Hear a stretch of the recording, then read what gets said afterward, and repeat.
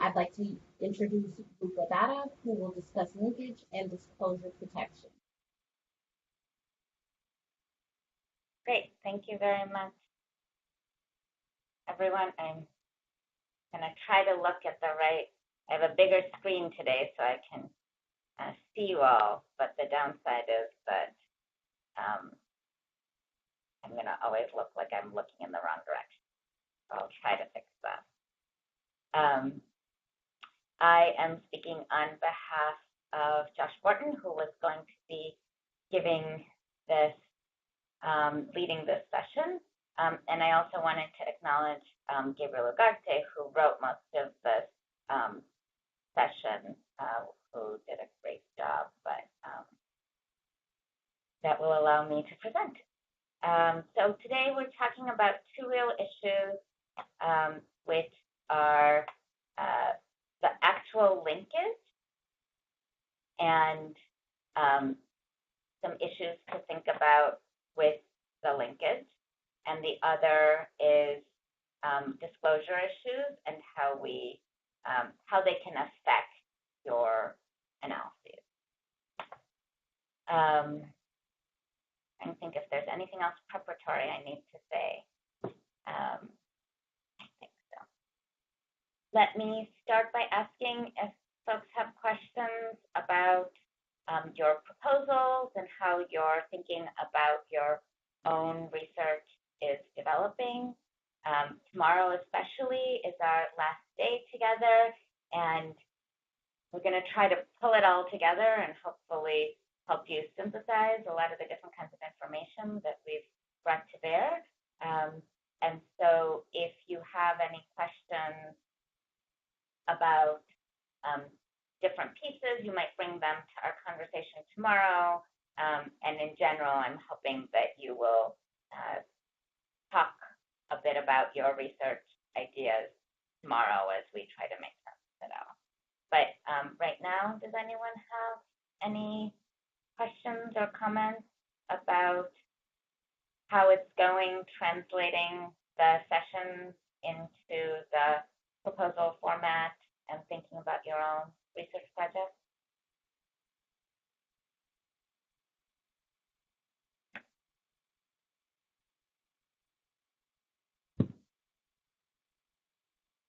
Okay. To recap what we talked about yesterday, Carolina led the session, and there were two main topics. One was about the units of linkage and the fact that often in this kind of work, the survey and administrative data linkage, that actual creating the linked data file can use one unit, but the actual analysis can occur in a different unit. And a ready example might be that we link data at a geographic level, at the census tract level, or a county level between the survey and then the administrative data source, but then we conduct the analysis about children or about households. And so that kind of two-unit structure where you link in one way and then you analyze at a different level, that can often be a good way to maximize the use of the data and its relevance to the analysis. The other thing Carolina talked about was measurement issues, that for a variety of reasons, the best quality data from a survey respondent may be structured in a different way from how best to what the administrative data collects. And so you may have a variety of different reasons that the same construct is measured in different ways, and you'll need to negotiate that as you work through the data and your analysis. Okay, so then the next, for today, we're going to talk about two main topics, the linkage itself and some dimensions of the quality of that linkage, and the other is disclosure protection. And so the quality of the linkage is obviously key to what you're going to do. We'll think about some challenges that you can anticipate in advance of doing your analyses. We'll think about sources of error in the linkages that you do, and how to assess it all. How do you make sense of it? Disclosure is important because for a lot of these data, the disclosure restrictions can be quite restrictive. They can really affect the kind of work that you can do. And in particular, in these most confidential data cases, it may be that your best solution is to actually redesign your analysis so that you can make the best use of the data while also adhering to the disclosure requirements. And so compared to other work where disclosure protection may be kind of an afterthought that you do right before you send off a journal article for review, here you'll want to generally think about disclosure issues way up front and throughout your process to make sure that you don't complete your analysis or think you've completed your analysis only to realize that the disclosure protections are just gonna really crush what work you've done. So we'll talk a little bit about how disclosure protections might be framed in the kind of work that you would be doing, and some strategies for accommodating them in your analyses so that you can still do meaningful work. So in terms of linkage challenges, a simple one is to just think about the actual keys that you're going to use to do the linkage. So what are those variables on which you will link the two data files? Maybe zip code is one of them. Well, then what can we think about zip code? Well, we would want to think about, even in whichever source file that we may already have access to, do we have missing values? Do we have inappropriate duplicate values, like across two states? Do we have the same zip code, which should not happen? Incidents of typographical and data entry errors, all of those sorts of things you can anticipate either with access to one of the data files, if that's what you have, or potentially even your data provider may be willing to tell you some of these things while you are working through the process of getting access to the data and determining if a project is feasible. You can think about this similarly if your matching key has to do with, say, dates of birth or names and addresses or social security numbers. Inspecting the data files to understand how clean the variable is to begin with can be a really valuable exercise. And particularly, particularly in administrative data, but also in survey data, there may be a variety of reasons that data are missing or not of high quality. And you'll want to develop a linkage strategy that takes into account whatever these issues are. Another strategy, another possible challenge will be consent issues. So in many cases, you actually have to get consent to be able to link to data files. In the case of the NSECE, the household survey already requested consent from parents for their children's data to be linked to administrative records. So that's a huge bonus that I don't know of any other data sets that have done that. But of course, not every parent gives consent. And so what happens, first of all, the cases that you don't have consent for deplete your sample size. And so that in and of itself is an issue, especially as we've discussed, sometimes sample size is a challenge. Moreover, you may be introducing bias into your analyses if the people who consented are systematically different from those who did not consent on things that you care about. As we discussed in the morning session, the consent issues are common when you're linking certain kinds of survey data to administrative data, but you might also have something other than consent that has the same property, that it's a fairly wide-ranging phenomenon that might be a source of a lot of missing data for you. So the morning session, people talked about test scores, which maybe are not a consent issue, but if there are practices that lead to missing test scores for many children, you would want to anticipate them in the same way, which is to say, think about how much they might deplete your sample, try to understand the extent to which they might result in bias in your analytic findings, and to be able to do a lot of that before you actually go through the linkage exercise and take on too much of your analytic work.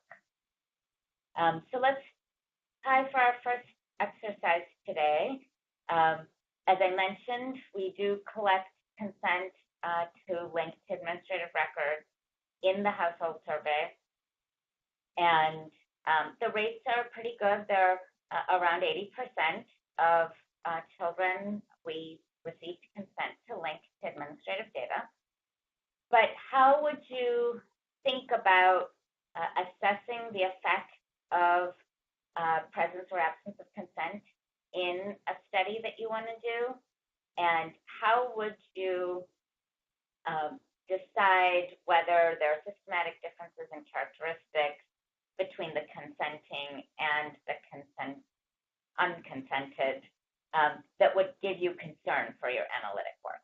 So I think the easiest way to do this exercise might be if in your group you would first sort of nominate a particular research question and then answer the rest in terms of sample size and characteristics with regard to that particular research question. And don't forget, when you break up into your group, to pick somebody who will speak on behalf of the group at the end of the session. And we will take about 10 minutes to go through this exercise. Are there any questions about what the exercise entails? Rupa, there was a question in the chat from Madeline. She asked, Rupa, can you clarify that program providers also consented for that admin data linkage, not just parents? So we did not request consent from providers. The legal judgment was that because the providers are public entities, we could link their data to publicly available data without specific consent. So, for example, we can't go looking up directors in their tax filings, but if we are linking to provider information, for example, in licensing records, inspection records, Head Start records, things like that, that is acceptable without consent. There was no specific consent requested from center-based providers, home-based providers, or workers with regard to linking their information to other records. That makes sense. Thank you. So just to clarify, is it still considered publicly available even if it's something that we would have to request from the agency? So that's a good question. I think as long as it's about the provider, so for example, if you were requesting, did the Child Care Subsidy Program provide subsidies, pay subsidies to this provider, like Elm Street Nursery, I think that is okay. If it starts being about the individual, that's when there's a problem. We haven't had anyone request anything like that, so we don't have a precedent for you.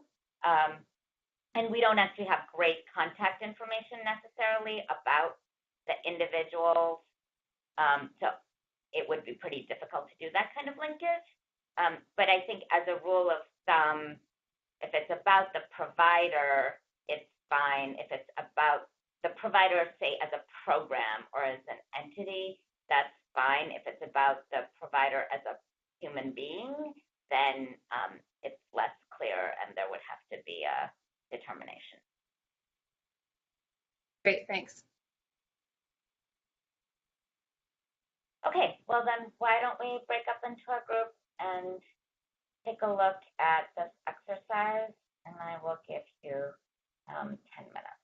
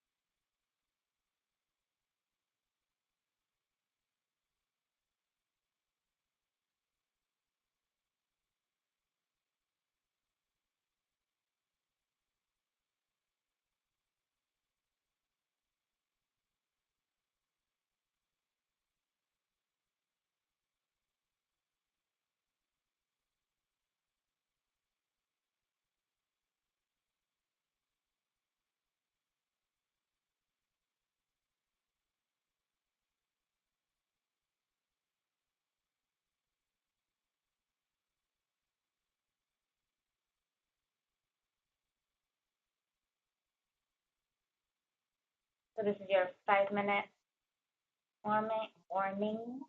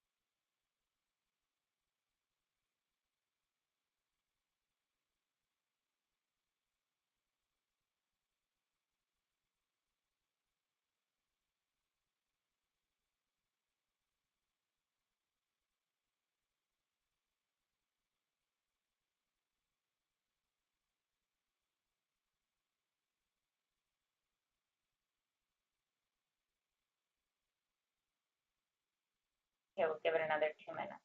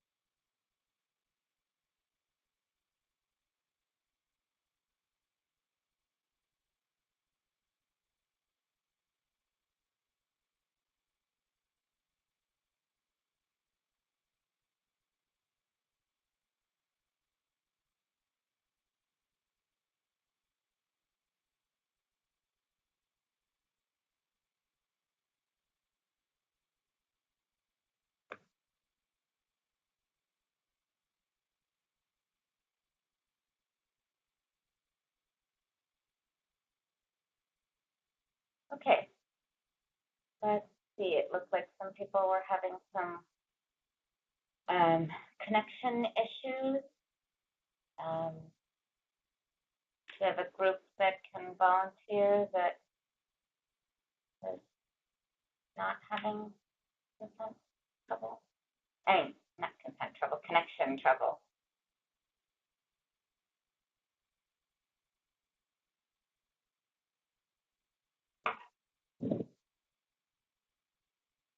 We didn't have a group 2 this morning. Do we have a group 2 this afternoon? Yes, we do. Can you hear me okay? We can. Okay. So we started with the example,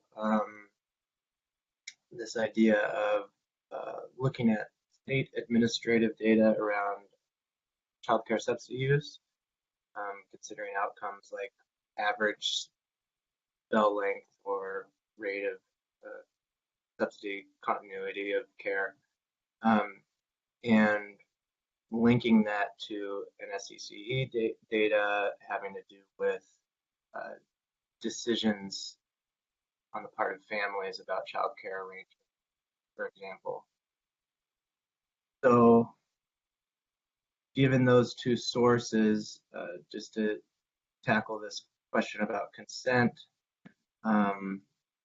we, hold on a second, discussed beginning with finding observable differences in characteristics between consenting and non-consenting participants in the survey sample, and we would use a regression to predict the likelihood of survey consent.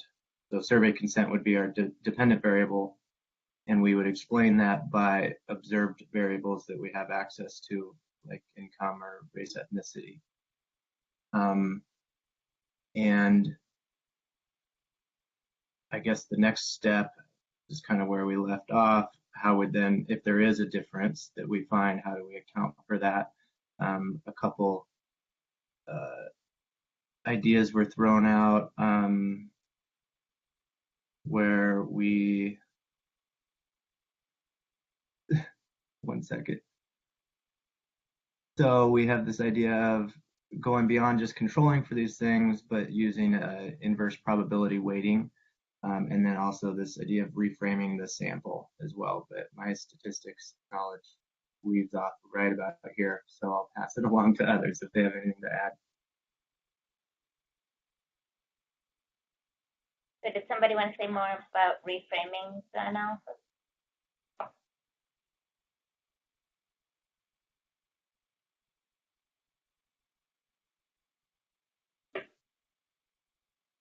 Sounded like that was one of the ideas from the group. Yes.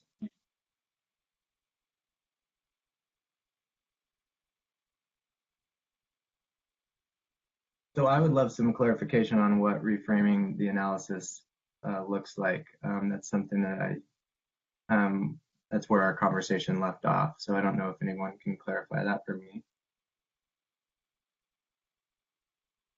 Or reframing the sample, I suppose.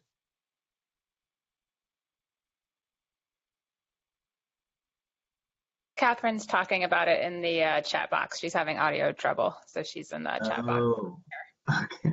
No, she just got there, but she was the one that brought it up, and I was also not super clear on exactly if she just meant saying, well, our external generalizability is limited, or if she had other insights. So hopefully she will continue explaining it in the chat. And I'm going to wait for Katie here to read the chat to us when we're ready. Yeah, it's popping up. So Catherine said she simply meant changing the scope of the sample and acknowledging the limitation. Neil said they talked about adapting their research question from yesterday to this question particularly. Okay, so for sure, those are two very reasonable strategies. One is to sort of model the consent process and try to understand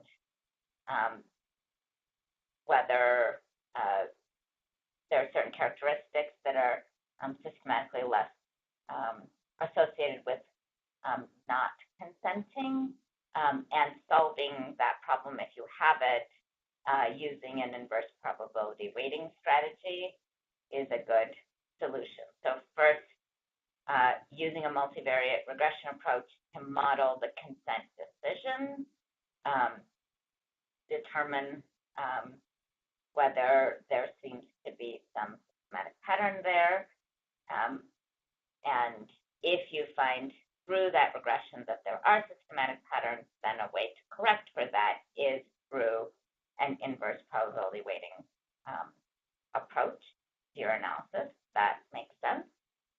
A second strategy would be, as you say, to say, well, we're going to leave out these groups and stick to analyzing those parts of the sample that did provide consent at high rates. So those are both reasonable strategies. What about one of the other groups? Was there a group one and they have something there? Can I actually ask a quick follow-up question? Of course. So in the modeling, would you precede that regression model with ensuring that your variables were related both to your exposures of interest and outcome of interest too, thinking that they wouldn't be confounding it if there weren't those connections, or is that sort of a side process? No, that's a good question. So the group two, you suggested race and ethnicity and income, I think. How did you settle on those as being worthy of investigation in your proposed project? I just kind of threw those out, with little knowledge of what we would actually have access to, but those seem relevant at least to the outcome variable of interest. So those are two things just off the top of my head that would have a relation potentially to subsidy receipt rates. So I'm sure there's many more to consider. No, that makes sense. Do other people have thoughts on how you pick the variables that you want to explore in terms of consent, and whether they're only on the independent side or whether also your outcome variable would be of interest?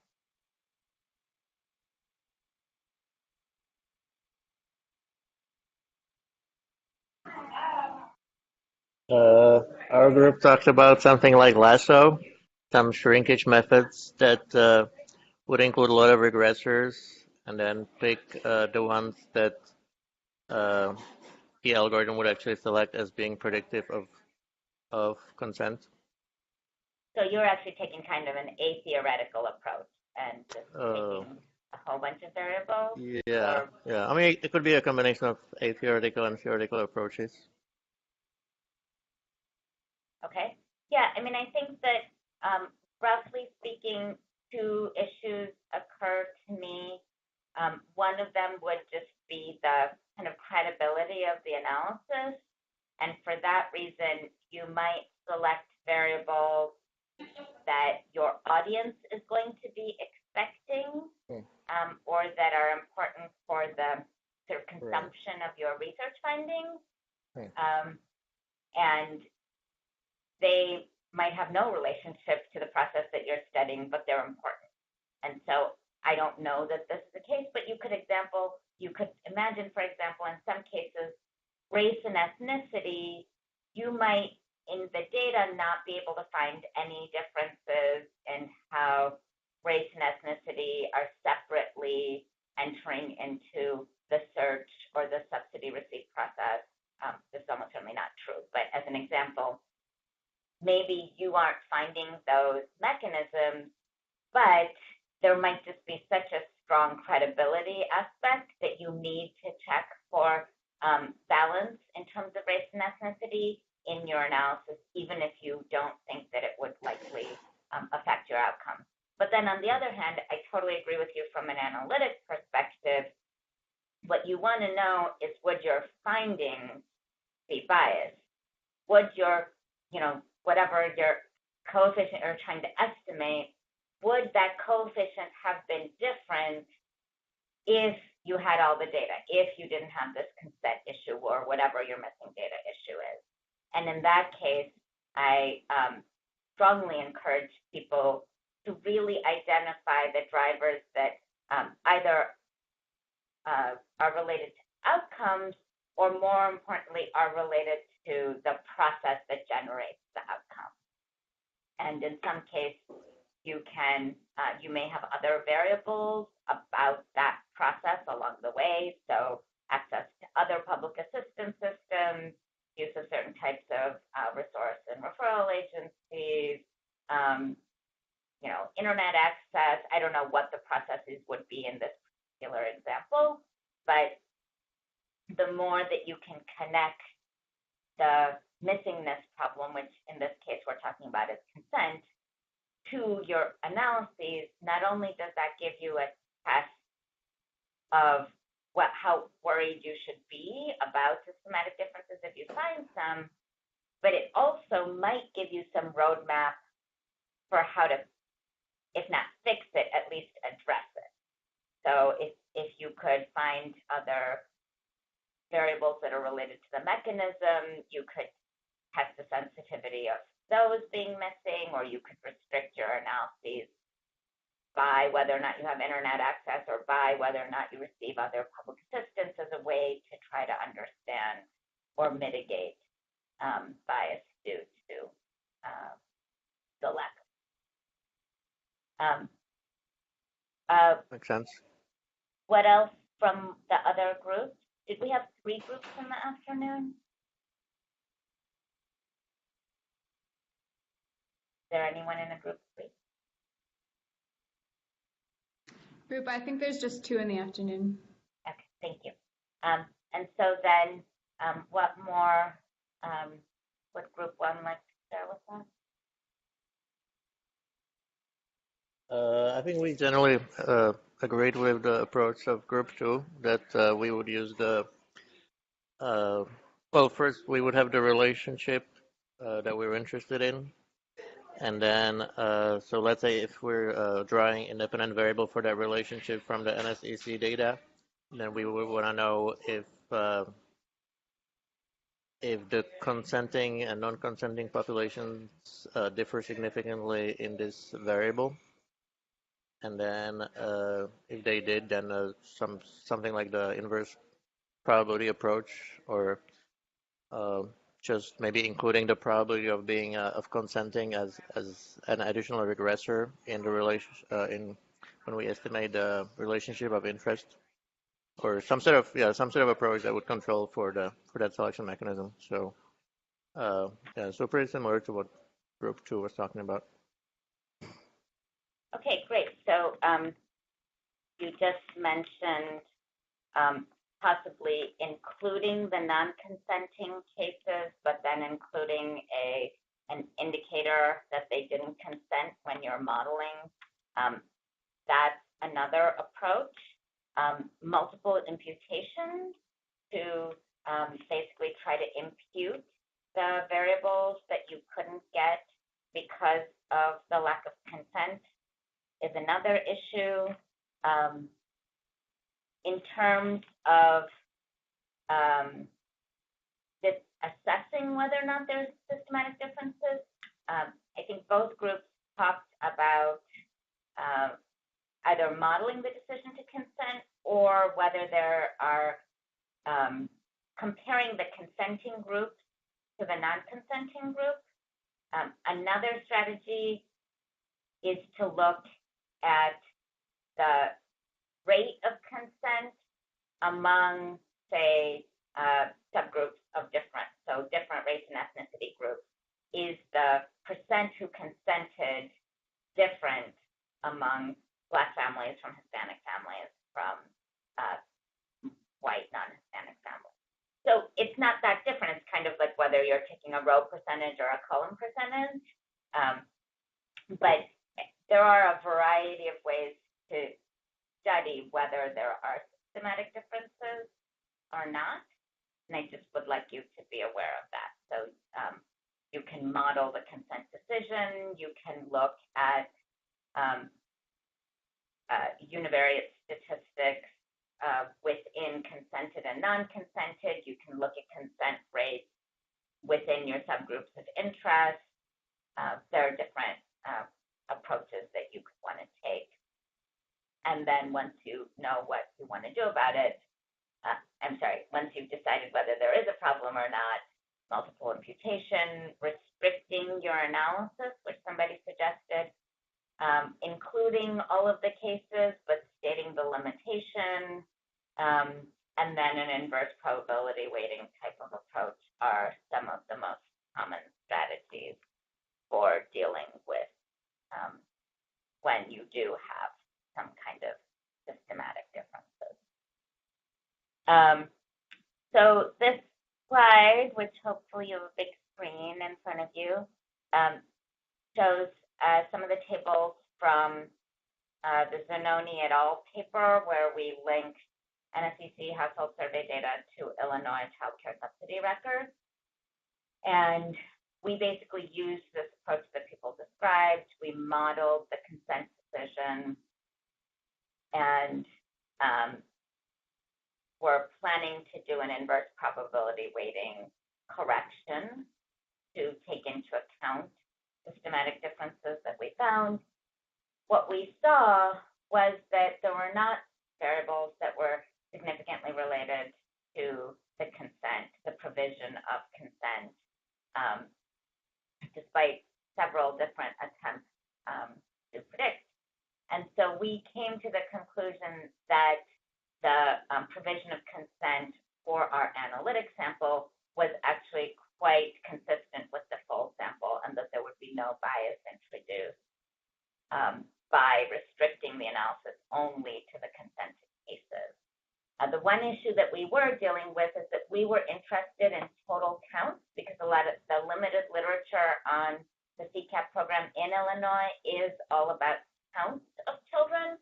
And as you see in this top box, I'm not sure, can you see the cursor if I'm here? No, you can't. And can you see it if I'm here? Neither place. All right.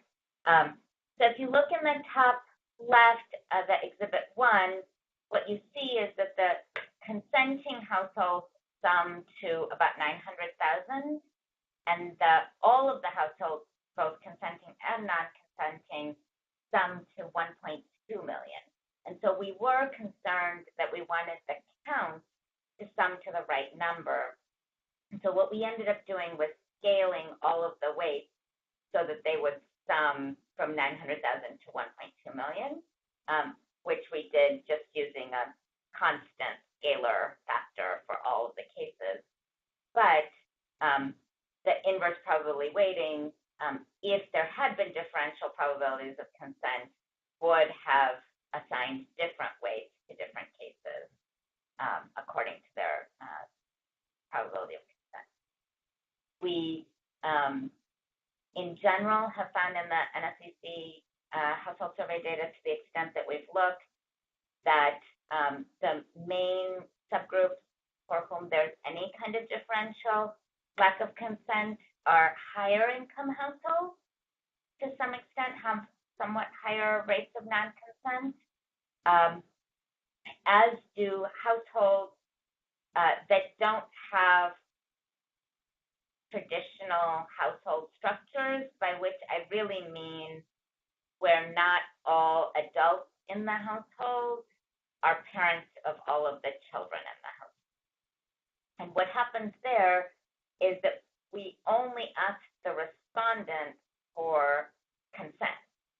And if the respondent's relationship to one of the children is not a legal parental or custodial relationship, then the respondent doesn't have the legal authority to provide consent. And so in those households, it's more likely that we have consent for some but not all of the children, or maybe none of the children, because we were not talking to anyone who had the authority to provide consent. So the two groups that we do see are more likely to not have consent are sometimes higher income households and sometimes households with more complex household structures.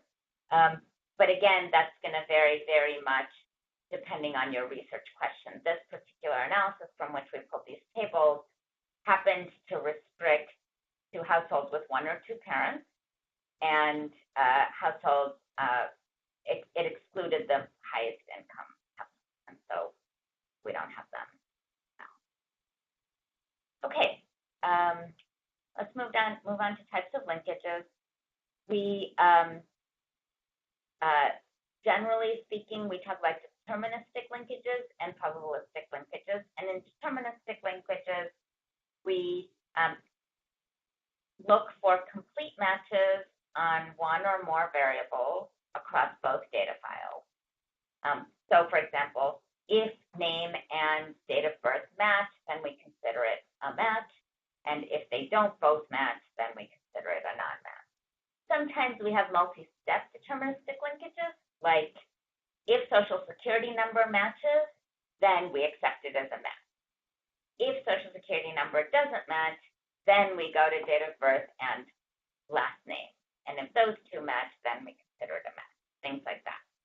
Deterministic linkages generally avoid false matches, but they also miss a lot of matches. In contrast, there are now a lot of really great techniques for probabilistic matches. And here what we're doing is we're essentially modeling a probability that two records are a true match. And so we might combine all of the variables that we think we want to use: social security number, name, date of birth, date of birth, address.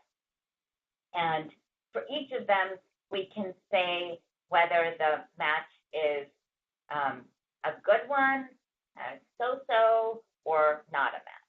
So for example, you could say that Smith and a Smith that are spelled slightly differently might be kind of a partial match. Of course, they're closer than Smith and Jones, but they're not an identical match. Things like that. And so then you're estimating a probability across all of the candidate identifiers.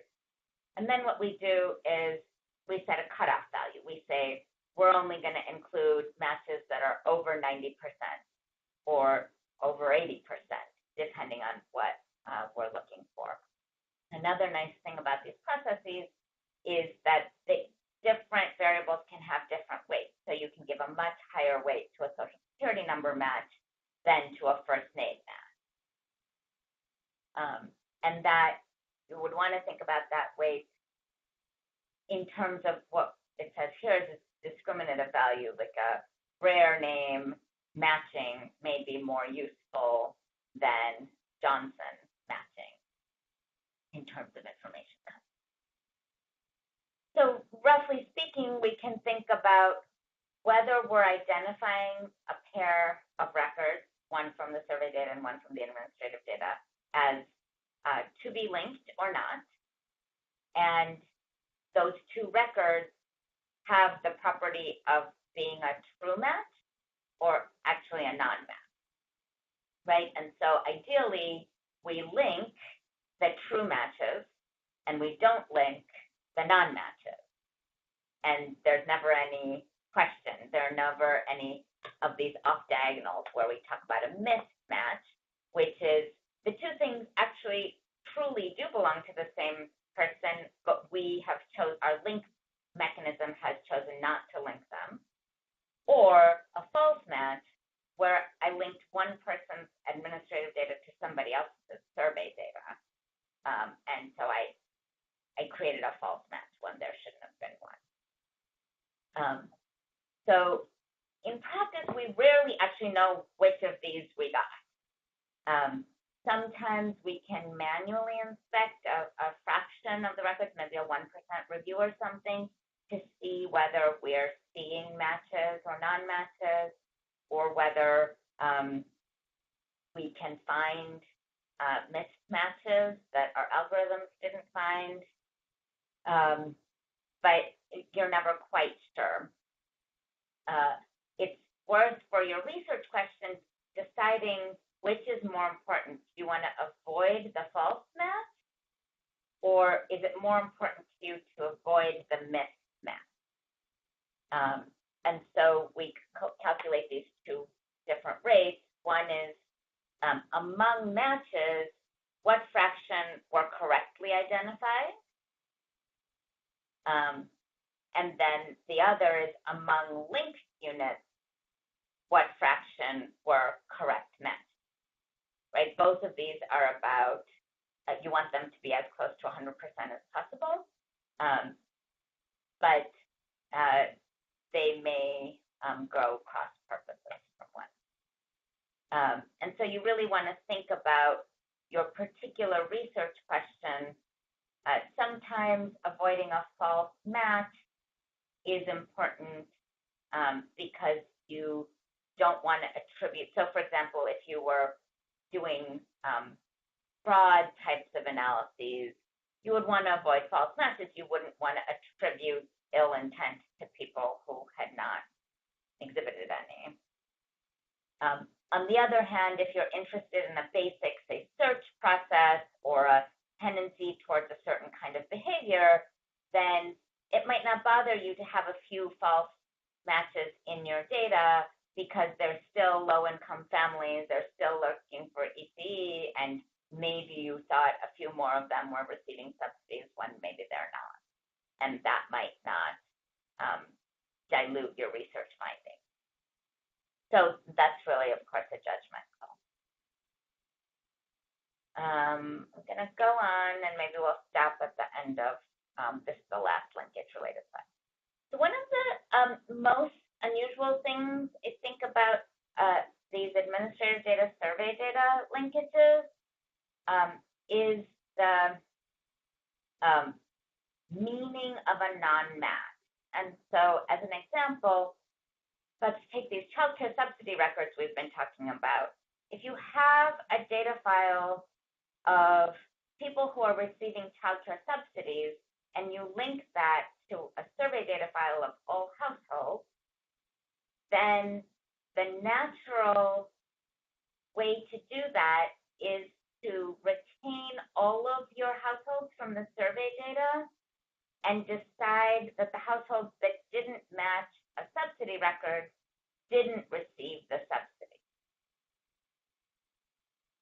So in that case, you are kind of pretending that you have administrative data even about people who didn't provide you any data.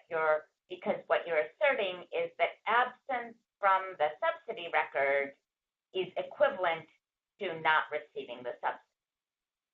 that's fine if your matches are all correct, right?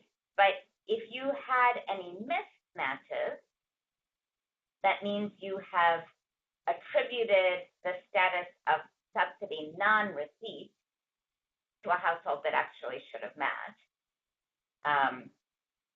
Or similarly, if you have a false match, you've said they had a subsidy when they shouldn't. So in some administrative data sources, particularly any of these data sources that are about, assistance programs to low-income families or any kind of an assistance program where it's already kind of a subset, we often handle that by saying that the meaning of a non-match is non-receipt or non-participation in the program. In some cases, you might want to think about separating out the uncertain cases. So if it's a clear match, then this strategy is fine. And when it's a clear non-match, then the strategy is also fine. But it's those gray area cases where you are not sure if it's a match or not, where you might not want to reclassify them one way or the other. And so you could consider exempting them from your analysis if you can identify them and if this is a concern for you. In other administrative data, the meaning of a non-match might be different. So, for example, we've mentioned that we've linked the NSCC data to Zillow records, which are property valuation records about residential properties. In that case, a non-match, it's harder to understand what that means because clearly the property exists. We went there and we talked to somebody who lives there. So it's definitely there. It's unlikely to have zero property value. So that would seem to be more like a different kind of missing data issue, rather than we're not going to now infer some meaning to the fact that they didn't link into a Zillow record. Similarly, many administrative data sources have some covered group. If you're looking at unemployment insurance, there are some jobs that don't feed into the unemployment insurance program, so they won't match to your record. So what are you going to do? Are you going to infer, therefore, that they were not employed? Or are you going to remove them from your analysis? Or would you want to take a different strategy? So this issue of what the non-match means is kind of different from in the survey administrative data linkage case from many other analyses that we do. And so another aspect of it to keep in mind is, what are you doing with the unlinked records? Are you dropping them? Are you dropping them from both sides? Are you only dropping them from one side? Or are you keeping them all? So for example, in many cases, you would either keep all of the survey data and attach the linked data where they're available, or you might restrict to only those records that link both on the survey side and the administrative data side. It's more rare, I think, to keep all of the administrative records and only have survey data in some cases, but you might do that if your plan was to then use multiple imputation or some other strategy to fill in covariates for the rest of the administrative data records. So in terms of assessing the quality, sensitivity analyses, I think, are a huge part of the work that you're doing in this kind of linkage exercise. So how do the results change when you use different mechanisms? What if you use 2 of the 3 linking key variables instead of all of them? In probabilistic linkage, what happens if you vary the cutoff? If you can identify the uncertain matches and try to understand how different treatment of those cases affects your findings, that can be particularly informative. And when we do this, we do the sensitivity analysis, I think, for a variety of reasons. One may be that it may give you clues as to how to improve the linkage to begin with, and you realize that, oh, there was some group that we didn't link properly, that we can tweak our rules. And so you can go back and fix the linkage, improve it in some dimension. Sometimes you understand that, oh, if you look at the household level, these are the findings that you get. If you look at the child level, these are the findings you get. And that might be because households with more children are behaving differently or something like that. So sometimes the sensitivity analyses are substantive findings in and of themselves because they help you articulate something about the underlying mechanism. And then sometimes you really don't know what to make of the sensitivity analyses, except that when you did it slightly differently, you got a different result. But all of those are legitimate reasons to do sensitivity analyses, and I think the field is young enough that it's often methodologically relevant to go ahead and report multiple estimation strategies. Normally, what would you expect is there would be some footnote in some journal article that says like, oh, we tried this 10 other ways, they were all the same. But in this kind of work, which is still fairly new, there might be more reason to actually report slightly different specifications than what they're revealing. The other thing to point out is that because of the two data sources, we often have a lot more data about missing records than we would, like in a survey data case, the missing data, you don't know anything about them because they're missing. But here you may have survey data about someone and not administrative data or vice versa. And so there's often more information to do either sensitivity analyses or multiple imputation or in other ways to characterize who's missing. And then finally, sometimes with administrative data, what you really have are aggregate statistics that the program reports or other research about that program that you can try to corroborate or not with your analysis. That's the end of linkage. Maybe I'll pause for a second and see if people have comments or questions. Maybe you have linkages you've tried yourself that you found to be particularly challenging or fruitful.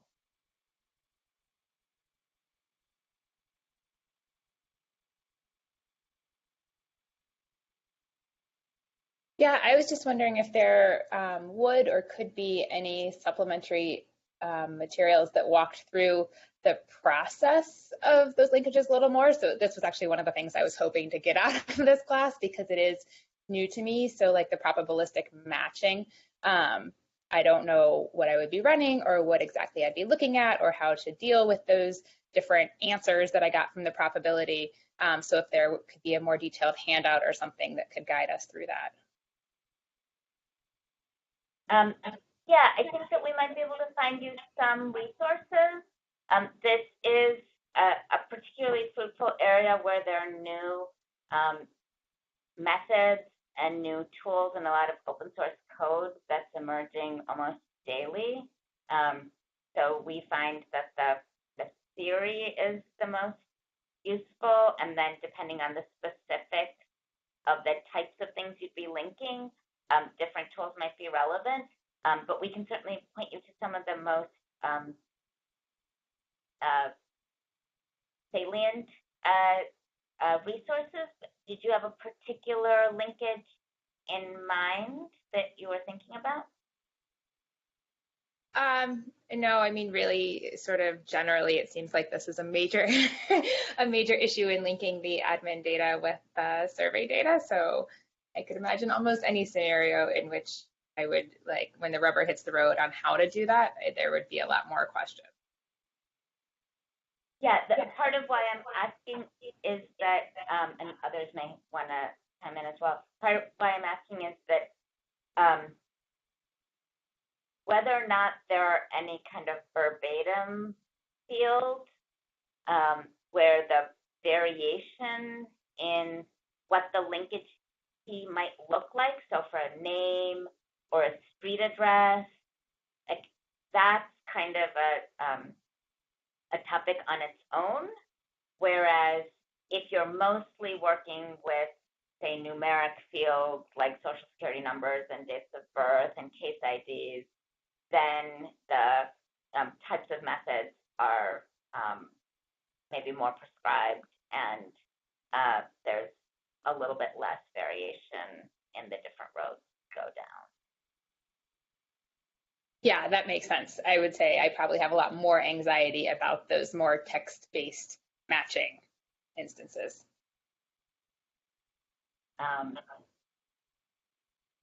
Yeah, and so we'll look for some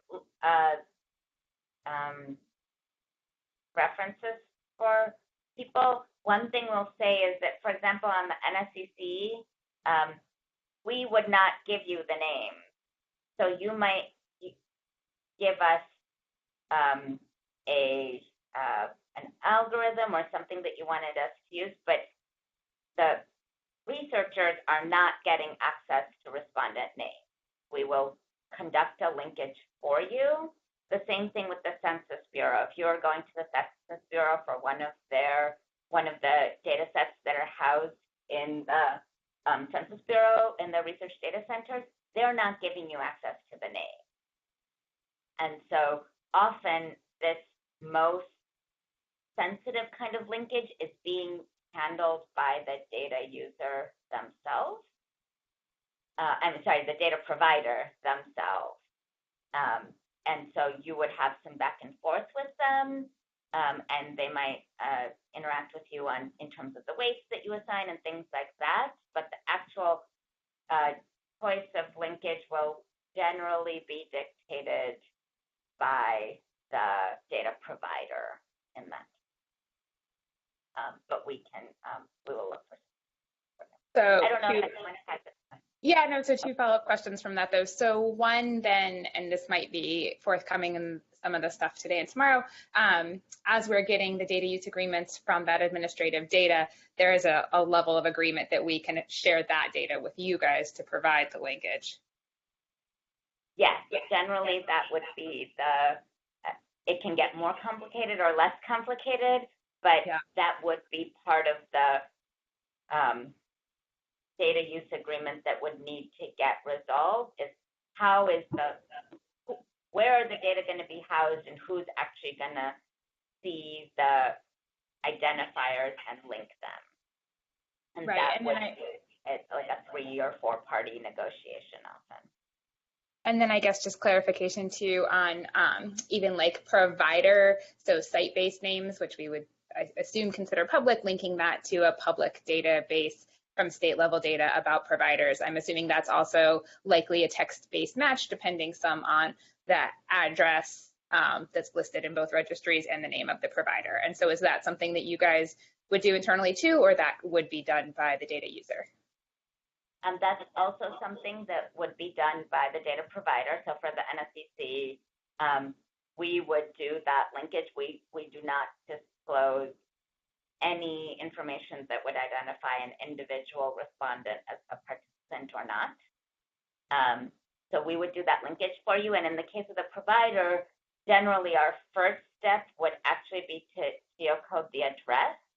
And so the linkage that we would do, our first stage linkage is actually based on latitude and longitude, and then we would clean those linkages and confirm matches and non-matches and make sure we weren't making errors in either direction.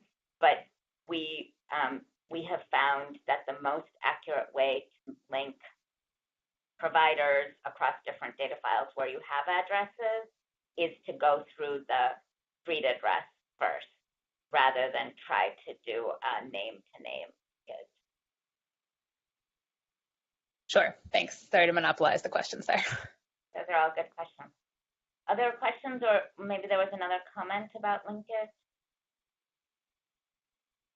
Rupa, there are a couple others who are also interested in resources on sensitivity analyses and the probability matching. So if either of those pop up, and we'll keep a note of that, that would be helpful to a lot of people, I think. Okay, great, thank you. All right, well, let's move into disclosure risk. Just briefly speaking, the challenge of disclosure risk is that the data provider really does need to guarantee the confidentiality of the last most outlier or some respondent. It's often really not so much an issue about respondents that are more on the mainstream, and so sometimes things seem like overkill because the same rule has to apply throughout the sample. And we particularly are concerned when somebody might know, for example, that a respondent was in the sample. We don't want them to be able to find that person in the data. Another thing that happens is I may know that I was in the data.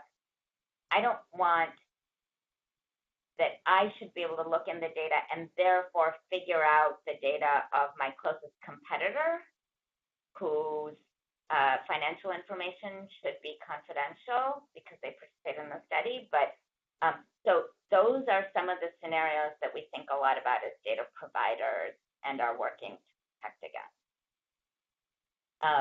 In particular, when we set up these disclosure risks, when we assess disclosure risk as a data provider, we're thinking about, of course, protecting the people and organizations who provided the data. We're also thinking about what a given researcher wants to do and why that might preclude other research in the future. And that's something we're very cautious of. So somebody might try to do something and we say, yeah, that's all well and good, but then we could never let anyone do X, Y, or Z in the future because the combination of what they wanted to do and what you want to do together would be too much risk. And so there are a lot of different aspects that data providers are thinking about as we are setting disclosure requirements. And then finally, we also need to ensure that the public perception that we're protecting data is maintained. And that I have never had this happen in my professional career, but I can imagine that there would be scenarios in which we would object to some kind of disclosure, even if the statistical disclosure is not material, because the perception that privacy had been violated would be significant. And then that's especially the case, for example, something with the NSCC, where the population that was surveyed, for example, centers, is so small and so close to the data. And so they are indirectly or directly the primary recipients of a lot of the NSCC analysis. So disclosure issues will affect the data that you're able to access, what you're allowed to publish, and how you're permitted to describe your research design. So by data that you're able to access, we were actually just talking about some of this. So there are data that you will actually yourself get your hands on, or your virtual hands on. Sometimes there are additional data that you can't get your hands on, but that the data provider will allow you to use in your analysis. So we're not going to give you the provider's name, but if you say, please tell me which of these providers is accredited or appears on this subsidized provider list, we will do that linkage for you and give you a variable back that says yes or no, they were accredited. And you can use that in your analyses. We do that a lot for geographic-based analyses, where the actual geographic locations are hard to mask in ways and still retain their analytic value, but they're, of course, highly disclosive. So in that case, you can write code that we will run for you. You can have back your regression results or your distance tabulations or whatever, but you can't have the actual data. Then there are disclosure restrictions on what you can publish, and often on what you are permitted to describe about your design. So by this, we mean the data that you're allowed to publish are, your tables and your graphs and things like that. And then that describe your research design is the text part. where you describe the methodology. On the NSCC, we're really primarily trying to protect geography. That's our most disclosive dimension. And so all of our rules are really about making sure not only that you can't identify individual respondents, but that you can't identify geographic locations from which the sample stems, because doing so can likely jeopardize not only the identity of the sample within that cell, but also other samples throughout the country that were being kind of hidden by the anonymity of the one location. And so as an example, let's say there are, one of our samples is a Head Start with 200 kids located in a hospital. All right, there aren't going to be very many of those in this country. If there were fewer than several, then we wouldn't even allow that in the level 2 data. But there must be several if there's anyone in our data. But all of the ones that actually exist in the country are providing cover for the one that might actually be in our data.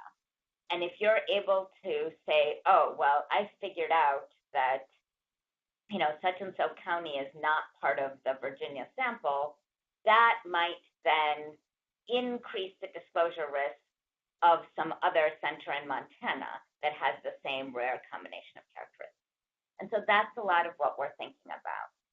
The two that are really quite salient for a lot of analysts are suppression of cells with small unweighted ends, and the fact that any cell must represent a population of interest that contains at least 3 states, or in the case of state-based analysis, 3 counties.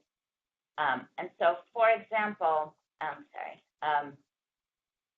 we will think about, say, there's this nice innocuous-looking table, and maybe your no column had fewer than 50 cases, which is our rule of thumb for centers. If it's fewer than 50 cases, then you can't report it. But we think about both direct and indirect disclosure, and in this case, it's obvious what the value of the no column is, right? Because you have a yes column and a total column, and so we can tell what the no column is, even though you've nicely written press on it. And so we have to worry about direct and indirect disclosure. What we would encourage analysts to do is say, all right, that cell ended up being fewer than 50 cases. How can you increase the size of that cell so that you can report both the yeses and the no? It will be meaningful, and the disclosure risk is maintained. So another example is this, I'm going to describe in my research, I used only cities over 2 million people in Illinois. Well, there's only one city over 2 million people in Illinois. So that kind of a description would not meet the rule that there should be at least 3 of them, 3 possible candidates in order to achieve this. So how could you, what are some strategies that occur to people that would allow you to, alter your analytic strategy so that you can increase sample cell sizes or expand the description of your geographic area so that it doesn't have to be unique? And let me actually pick a specific example.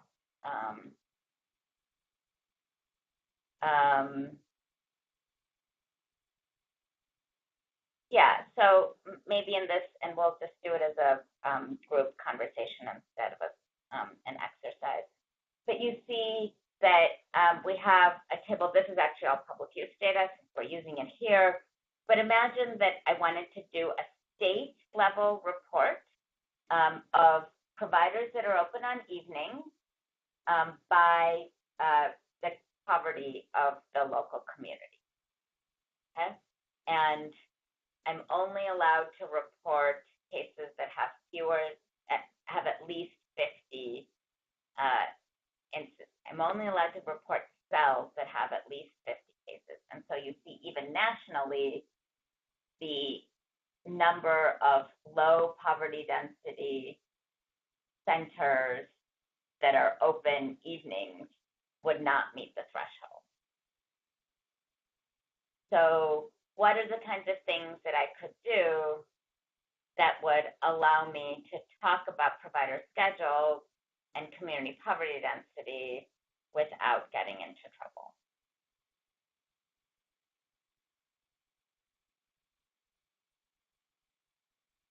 Rupa, are you wanting us just to discuss in the... Yeah, just speak up now. I don't think we have time to go into groups, so go ahead and speak up. Gotcha. Well, could you just combine the low and moderate and have two different groups, low or moderate versus high?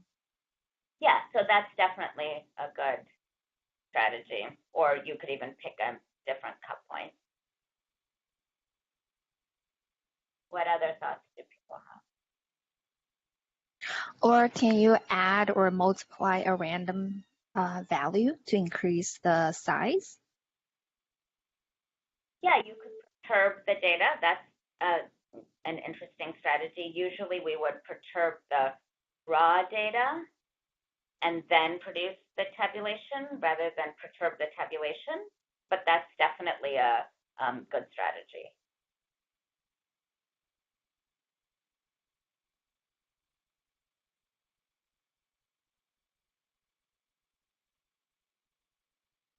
What other kinds of strategies can you imagine for trying to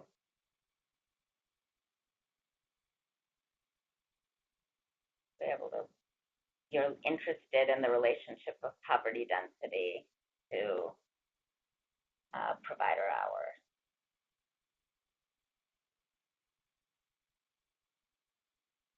Can we estimate some statistics of the distribution and simulate artificial data? Yeah, so this is actually a case where the more sort of analytically or statistically sophisticated you get, the less disclosure risk there is. So simulating, bootstrapping, actually a regression that uses provider hours, whether or not they're open in the evening, and uses poverty density to predict that. And so what you're reporting is the coefficient of poverty density in predicting providers offering evening hours is much less disclosive than this kind of a table, right? So that's another good suggestion. Other thoughts on how you might do this? Assuming, and again, I don't know the data that well, but that the community poverty density was something that you could toggle, and that the low, moderate, high wasn't really rooted in really, really strong theory, you could play with those boundaries to try to kick a few more into the low. Yeah, that's a good idea. And just for your information, we release in the public use data these three, low, moderate, and high, but then in the restricted use data, we actually have a continuous variable that I think goes out to 2 or 3 digits. And so you could pick different thresholds that would alter the distribution.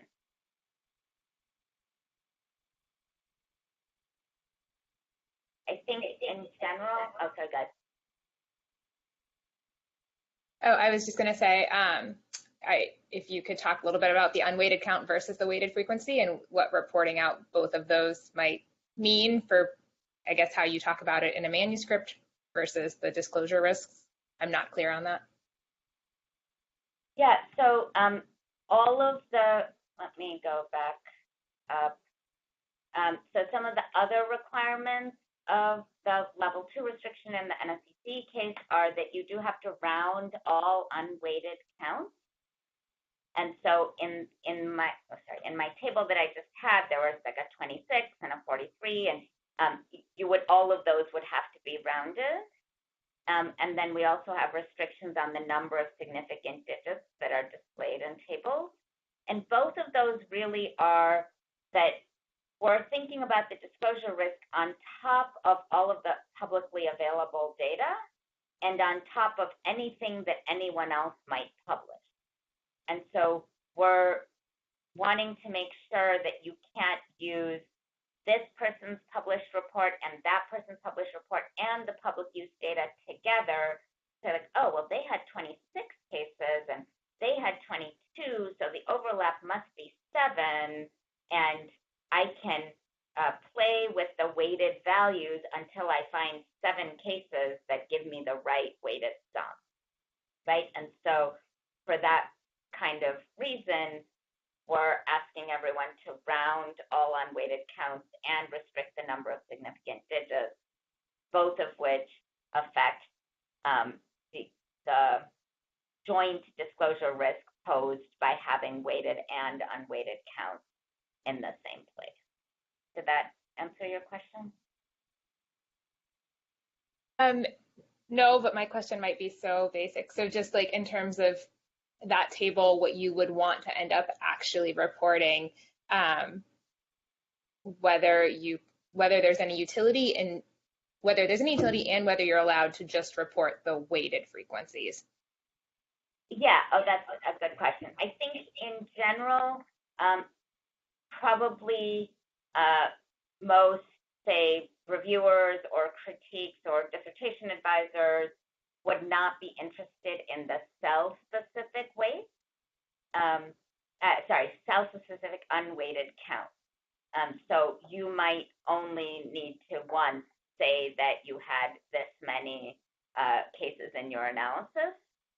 The unweighted counts we care about for suppression purposes, and so we force people to generate them. Generally, you're right. Nobody cares about unweighted counts at this level of granularity, I think. And so you might only report weighted frequencies that would be rounded and have the right number of significant digits. We're not going to force you to report anything, but we do limit what you can report. So if for some reason you wanted to go down that route, we would insist that they be rounded and have a limited number of significant. So, and just to clarify, so like for that count where the unweighted is 40, you are or are not allowed to report that weighted frequency of 736? So this happens to be a public use tabulation. But let's assume that it wasn't. You would not be permitted to release. Because it's associated with, so even though we're over that 50 threshold, I see, and that's how you got to that last table where the value that was suppressed was actually like 11,000 or something. It's because it was extrapolated from something that was under 50. Yes, so that would have been suppressed because it was under 50 unweighted cases. Almost nothing in our data is weighted to be fewer than 50 cases. So it would be the unweighted cases must have been fewer than 50, which is why this was suppressed. Another reason might be that maybe there just aren't enough. Maybe no in this case would be major cities, over 3 million that have no public pre-K. And maybe there's only one of them. And so we might say, you're not allowed to report that row because there aren't enough places in the country that satisfy that vague descriptor. And so you have to suppress it, something like that. Did I just confuse you more? No, that's good, thank you.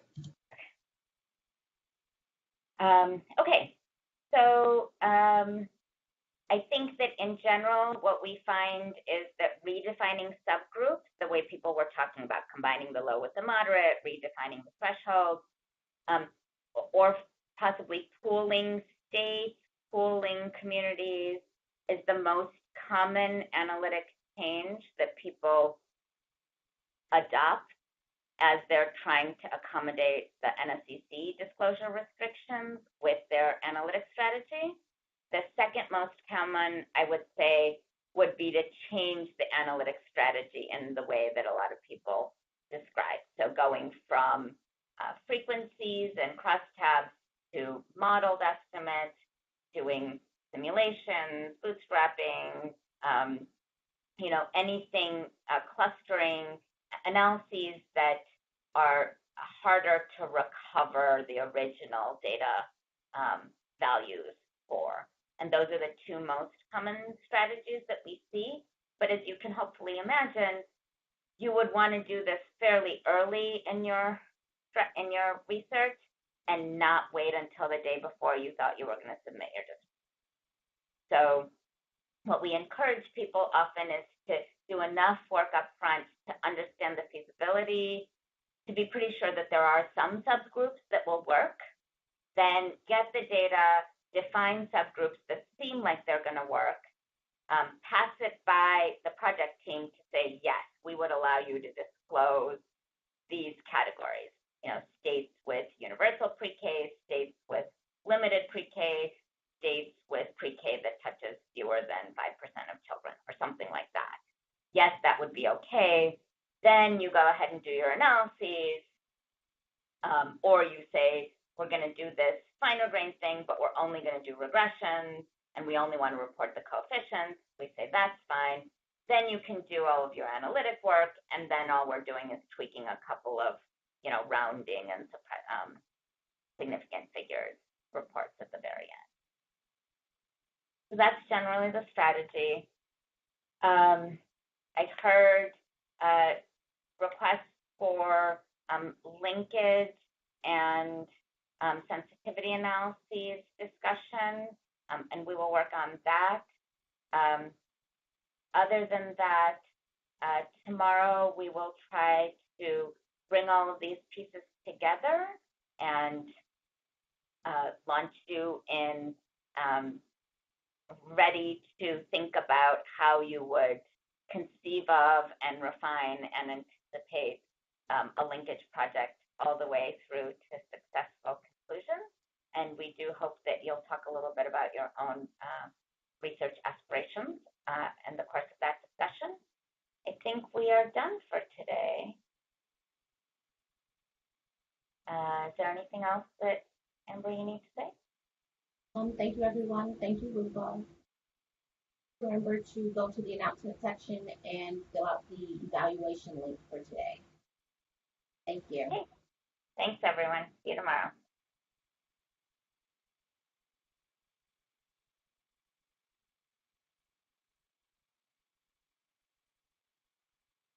Rupa, can I ask one more question?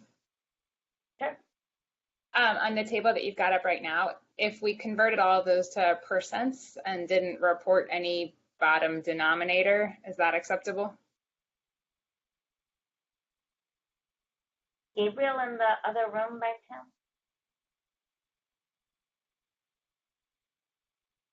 No, so Gabriel's not here. Okay, thanks. If you reported percentages, if you only reported row percentages, so there were no total, would that be acceptable and suppress the small cells? I think so, but I'm not the one that actually scrutinizes the tables with magnifying glasses. So I would want to check, but that's the general idea, right? Is obviously you need to suppress the small cells, and then is there any indirect disclosure? And if you removed the total line, then you would really only have the no row, right? And I guess, well, the yeses would still be a problem because you're low. You need to remove the total row and the total column. Right. So that there weren't any denominators that they could figure out what they were working from. I think if you did that, then you would be fine. And this one might be also outside of what you normally deal with, but one strategy that we've used before too when something is suppressed is they've allowed us to use like the undersign and their cap. So 40 would become under 50, but not a specific known value. Is that allowed here as well? No, if it's under 50, you can't report it in any way. Okay. And does the under 50 also include if it is an absolute zero? I don't think so. Okay. But again, I think that's one I need to consult with our team on. But I think the zero may be allowed. Is Bethany still on the phone?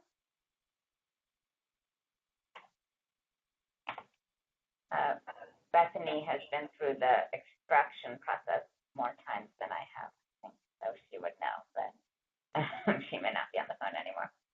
Yeah, that's okay. It was just if you knew off the top of your head, but all right. Thank you so much.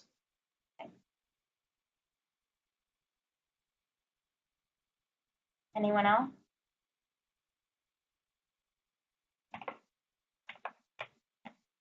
Okay. All right. We will see you guys tomorrow then.